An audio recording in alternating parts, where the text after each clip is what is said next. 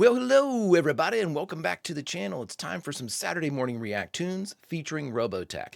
Today we're watching episode 20, Paradise Lost. And boy oh boy, that title is very apropos right now as the events of episode 18, Farewell Big Brother, and episode 19, Bursting Point, do in fact speak towards a paradise being lost.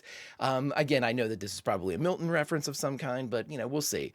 But friends, I've said it once at the end of the last thoughts. The two best episodes of Robotech were 18 and 19. I don't expect 20 to be able to continue that level, but by God, if they do, I mean, all bets are off. This show has gone in a completely new direction. This is a new show for me, a new show. So friends, if you could do me a favor, hit that like button, smash that subscribe, ring that bell for notifications, and you'll be alerted each time we go live with this new show, Robotech. And of course, if you'd like anything that we do early or in its full-length format, the link to the Patreon is in the description. But all that is then, my friends, and this is now. And now it's time to watch what I feel is the true Robotech as it has kind of been ushered in the past two episodes, 18 and 19. Whew, nothing to it but to do it, my friends. Let's get ready. Prepare to engage maximum warp reaction. And away we go.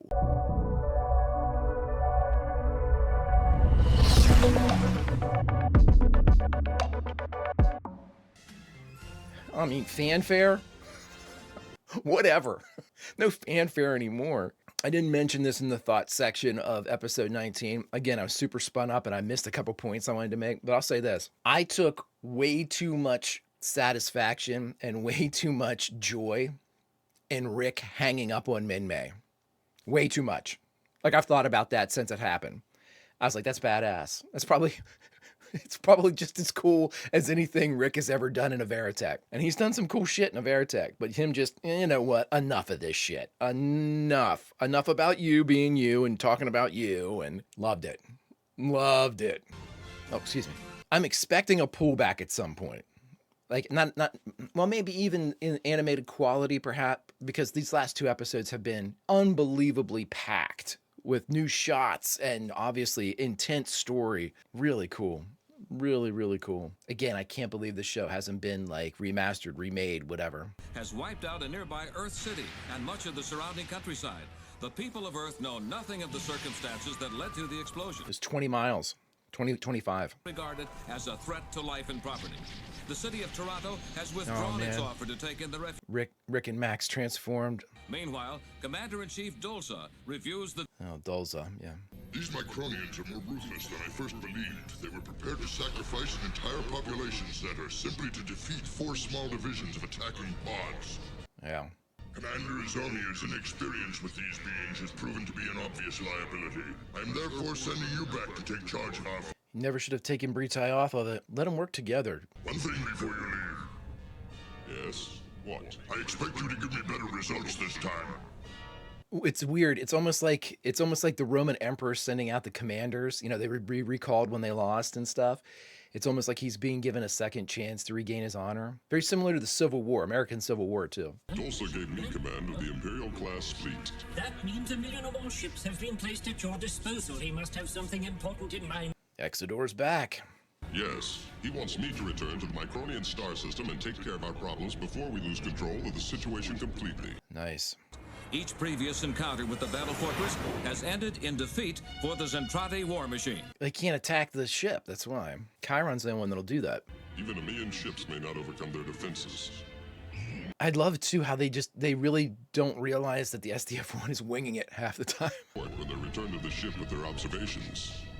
Incredible. That's where Max went through the glass and they kept it. Super cool. Hyperspace hold to commence in exactly 1 minute. Unloading will commence in exactly 1 minute. Please be sure all cargo bay doors Great transition. and convoy vehicles in place to begin supply transfer to warehouse distribution. Dear God. Rumors have swept through the ship that the Battle Fortress is no longer welcome on Earth. The appearance of supply trucks in the streets does not go unnoticed by civilians. They'd be staying. Meanwhile, Rick Hunter writes a letter to Ben Dixon's parents. Oh my God. Dear Mr. and Mrs. Dixon, as your son's commanding officer, Oh my God. they were both so proud of him. There's nothing I can say to make this any easier. It seems like such a waste. Tell him how you feel. Nobody. Ben, is that you? Hey, I know you're feeling bad, but it couldn't be helped. It was just my time to go. Lieutenant, are you there? Oh my god. I guess it's tough being in command. I mean, after a while, I guess you start feeling responsible for everybody who's serving under you, right? I can't begin to tell you how helpless I feel each time we go into battle. That's right, just talk to each other. You guys have each other left, that's it. I'm sure you'll make a good commander, Max. I hope you're right. Hey, get a load of that fancy chopper up there. It must be somebody important. Yeah, I mean, Max should be in command, but I hate to break him and Rick up, though. I understand we haven't been too popular around headquarters. I mean, you destroyed a city. This is our home for a long time to come. Well, then this may be the last time we get to see Earth from the surface. We better enjoy the view while we can. There you That's go. the best advice I've heard all day. Hell yeah, you guys have each other. Enjoy their last sunset. Oh, don't say shit like that. Last sunset? Are about to enjoy their last meal before attempting to make their escape. Oh, they're getting ready to go. Hey, how about some music? Listening to Min-May helps my food go down better. She makes everything better. I'm gonna miss this Micronian food. I'm gonna say they're not leaving. And you remember those girls we met that one time? That one time. Yep, dancing was fun. Sammy, Kim, and Vanessa. Kim was really something else. She had me laughing almost all day. And that girl Sammy, when she spotted us with the doll. My heavens! Come on, guys. Stick around. It's hard to believe that by tomorrow morning we'll all be back in uniform. They're not going back. They're not going back. And you can tell those idiot generals back at headquarters that the orders were received in silence, completely under protest. Global's like, I am smoking inside. This is my ship. F them. The United Earth Council hereby orders you to remove your vessel from any proximity to the Earth. You are also ordered to keep the civilian refugees on board your ship. What you all told me, too, is Global was a war hero, right? That's how he got command. But it's what we expected. We've been ordered to leave the Earth immediately. Oh, We knew this was coming, Lisa. I'll fix you a drink, Captain. After the implosion accident, I expected the ship to be sent away from the Earth, but to force 70,000 innocent civilians to become refugees... That's crazy. I guess we should drink a toast to our last moments on Earth. Perhaps we should drink a toast to the civilians instead. I think that would be a nice gesture, Lisa. Cool moment. The weight of command. Really cool moment. Do you want me to announce it, sir? No, I'd better make the broadcast myself, Lisa. Yep. Prepare for takeoff. You mean to say all those rumors about leaving are true? Well, let's be realistic. We did wipe out an entire city, you know. To be fair. What's going to happen to all of the civilians? Well, since they've already been declared dead and nobody wants to accept them, I guess they'll stay with us. Crazy. But you know what? As crazy as that sounds, I can see it happening. A great eruption takes place in the spatial coordinates behind the moon. Million ships. This is the signal the three spies have been waiting for to begin their escape. Let's move out! Oh, they got a 3-man pod. I missed their old, that circular spy ship they had.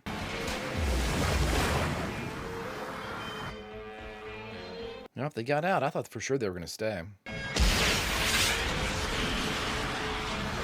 Oh, is that their spy ship? Is it the top of a pod? Did I just never notice that? Bridge, this is the radar room. We're picking up severe interspatial disturbances from an area right around the dark side of the moon. Wow. What's going on? We don't know. Picking up gravity wave disturbances from the moon. What? Is it a fold? So what could the gravity wave... I mean, yeah, it has to be a fold, but would the gravity wave be a problem? Wait, maybe they've come in peace this time. Right, probably not. Right, Sammy, come on now. Captain, we show an unidentified object flying right over the You don't bring a million ships to peace negotiations. Our monitors show a large alien vessel moving towards the Earth, and it appears to be on a rendezvous course with the object we've been tracking. What object is that? The number of enemy ships I estimate is incredible. It's pretty close to 1 million. Unreal. 1 million Zentradi ships? The size of them? But 1 million of them? Up to now, we've never had to outmaneuver so many at once. We beat them before and we'll beat them again. 1 v. 1 million? I guess you might as well know. The commanders on Earth have decided the best way to protect the planet is to use the space fortress as a decoy to draw the aliens away. Crazy. As the alien commanders enter the staging area, they carefully position their vessels according to rank. I am shocked that the Zentradi haven't made the overture like, we'll destroy your planet unless you give us a ship. My defeat was not humiliating. They had more powerful weapons. That's exactly my point in assembling so many ships. Yep, I mean... Wait, I haven't given you my report yet.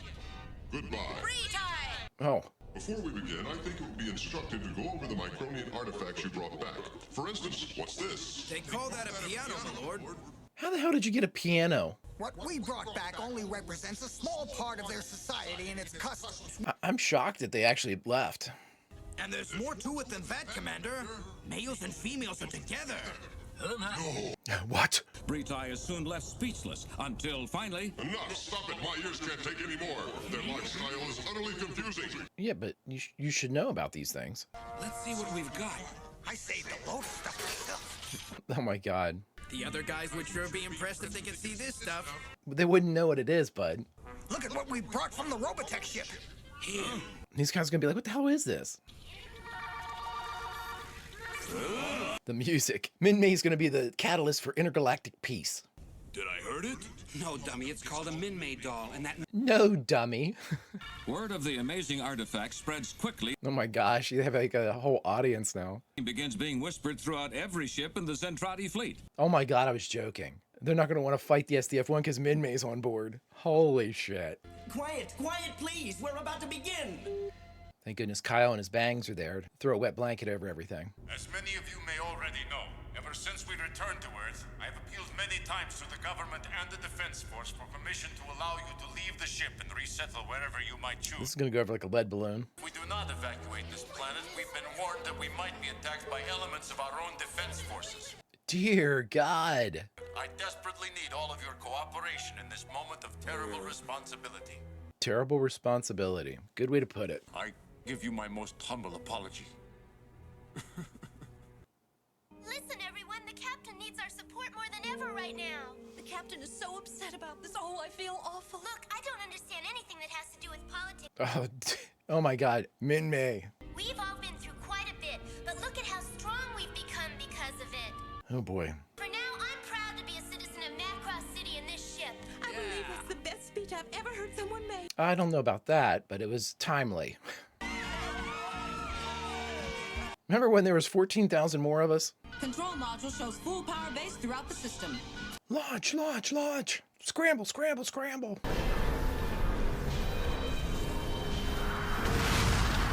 I don't like the lounge music playing, but... So to help us express our feelings at this moment, I'd like to perform a song for you. Oh, thank God. Captain, I respect your honesty. We all know you did the best you could. Hey, Kyle, thanks. Your opinion means absolutely nothing to me, but... Do you think Lisa wants to gouge your eyes out? I think she does. I think everybody on the bridge is like, we need to get rid of Min-May. We need to introduce her to an airlock. That's maybe a little harsh. Maybe.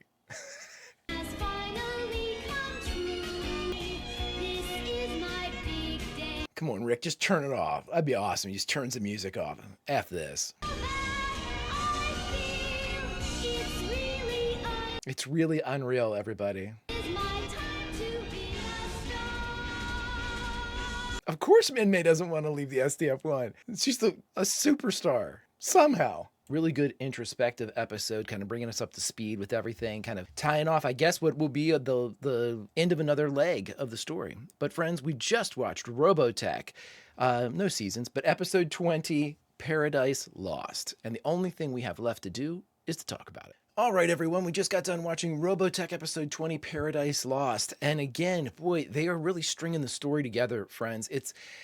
I think, I mean, I always feel like I'm going to jinx somebody when I say stuff like this. But it really feels like episode 18, episode 19, and episode 20, that was the first time we got to see the creatives tell the story that they wanted to tell in the way they wanted to tell it. Let me explain. A lot of you have commented to me, and I've always taken this to heart because I've never watched anime. I've never watched anything like that. At least not, you know, like a whole series or, you know, really gotten into it and learned the ins and outs of it.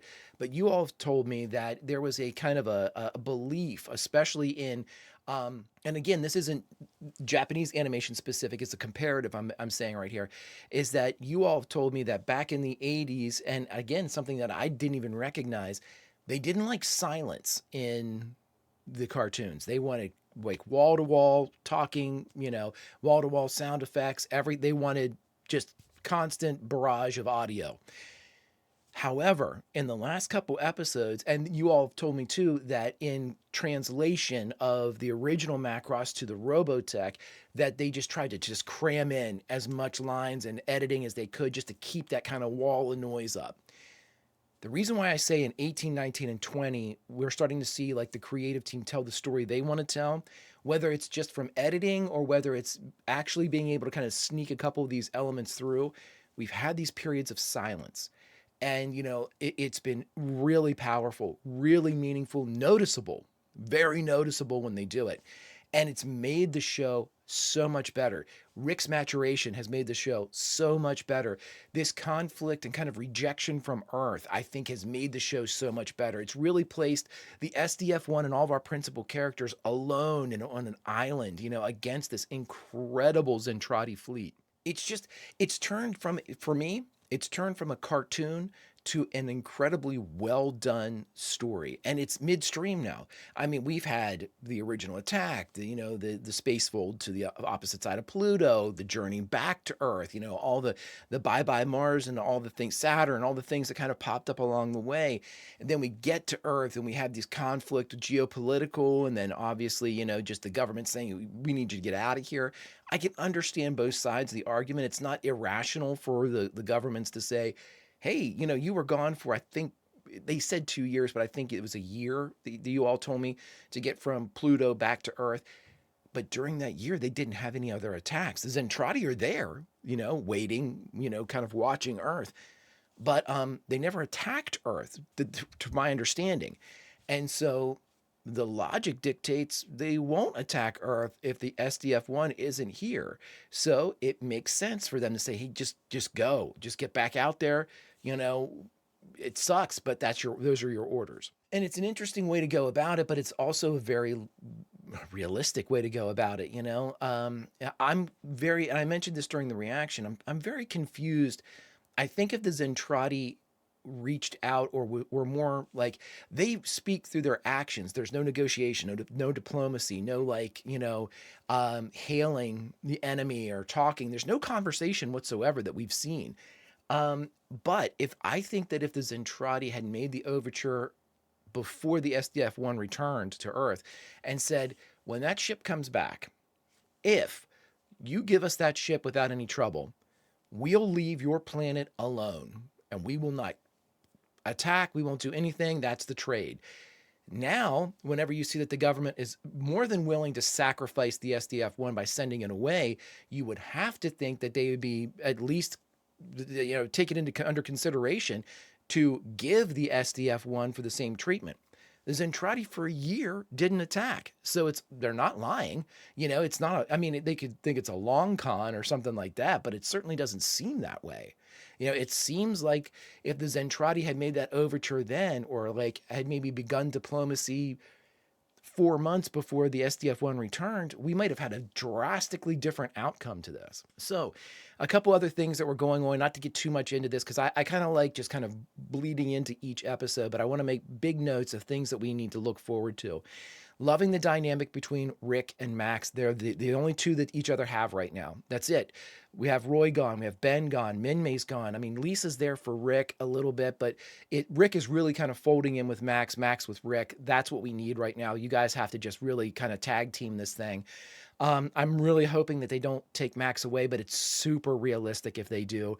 Max is a badass in the skies, and at some point he's got to be put in command, and Rick's going to lose him as part of the Skull Wing. But again, realistic stuff. I can't complain about it, other than, boy, I'd like to see it continue, even though if it's unrealistic for that to continue. No Miria either. Presumably she was deposited on the SDF-1 at some point in the last episode 19. And so, with this one, we didn't have any kind of let's check in on Miria. Where is she? We assume that she's somewhere on the SDF-1. She's in her Micronian form, and she is hunting Max. So I'm assuming, too, that maybe we didn't see her because she's trying to figure out who Max is. She's trying to figure out where that ace is that beat her so she can regain her honor. I am incredibly nervous because while I don't think that Max can be beaten in his Veritech, at least not 1-on-1 or 2-on-1 or 3-on-1. I mean, my guy is a badass in that ship. How is he going to fare 1-on-1 outside of the ship? You know, we saw him fight in the restaurant that one time, and he seemed to be able to handle his own. We don't know what Miria is like. I mean, Miria might be a deadly combatant. And so, I mean, I hate to say this, but if you're going to kill Max Sterling, you've set it up where you can't really do it in the Veritech. You can do it outside the Veritech, though. Oh, I got chills. I mean, if that happens, no one's making it. You know, that's the way I'm looking at it now. It's like, oh my God, we might have a complete attrition. The SDF-1 might blow up. I have no clue what's going to happen. And what a great way to watch a show. I'm watching a 40-year-old show, and I have questions. I don't know where it's going to go. And it's a cartoon. You know what? And it's almost said derogatory. It's a cartoon. I don't mean it to sound like that. This is an incredible story that has, for me, like I was mentioned it before, Robotech begins in episode 18. The truly amazing, great narrative that floors you begins in episode 18. I enjoyed the first 17 episodes. Begins at 18, my friends. I cannot wait to see where this goes. 18, 19, and I thought this one was a very good episode to kind of sum up this leg or this act of Robotech. Great stuff, you know, looking at the sunsets, you know, this is our last one, and all of these really profound, kind of very intimate moments between, you know, like Max and Rick, between Lisa and Global, between, you know, even Global and Min-May and the population. These like little discussions that were had. And again, I include Min-May and the population as being a discussion. We're once again folded into the family that is the SDF-1. And by God, it makes us love them all the more. And these writers know what they're doing. Let's get them in love. Let's get them in love with a couple of these people. And then we're going to Roy Fokker them and Ben Dixon them. I hope not. But my friends, if you've stuck with me this long, do me a favor, hit that like button, smash that subscribe, ringy ding ding that bell for notifications, and you'll be alerted next time we go live with any Saturday morning React Tunes or any of our sci-fi content. And of course, if you'd like anything early or in its full-length format, the link to the Patreon, it's in the description. But friends, that is then, and this is now. And now, where should we say goodbye from? Well, let's say goodbye from, well, the only place that we can as the SDF-1 is leaving. We all get to join in one last sunset on Earth as we're on the surface. But again, as one, because we are aboard the SDF-1, which is a family, the sunset's nice. But as sun begins to set, we turn our eyes to the stars because we're already home and we need to defend it. Friends, until next time, Vulcan roll, and I'll see you.